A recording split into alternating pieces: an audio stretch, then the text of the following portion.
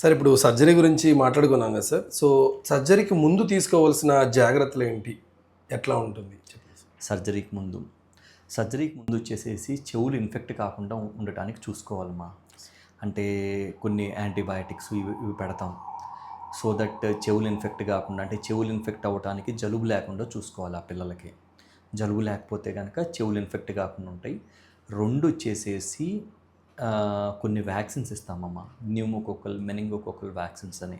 ఈ వ్యాక్సిన్స్ ఇస్తే కనుక పిల్లాడికి మనం ఏం చేస్తామంటే ఇంప్లాంట్ చేసేటప్పుడు బ్రెయిన్కి కూడా ఒక్కొక్కసారి అంటే యాక్సిస్ బ్రెయిన్కి దగ్గరలో ఉంటుంది ఇది. దట్స్ వై ఏంటంటే కనుక ఇన్ఫెక్ట్ కాకుండా న్యూమోకోకల్, మెనింగోకోకల్ వ్యాక్సిన్స్ ఇస్తాం. ఈ జాగ్రత్తలు అంటే ఈ వ్యాక్సిన్స్ ఒకటి ఇయర్ ఇన్ఫెక్ట్ కాకుండా చూసుకుంటే కనుక మోస్ట్ ప్రాబబుల్లీ ఇంక ఏ రకమైన ఇబ్బంది ఉండదు. Thank you sir. Thank you మా.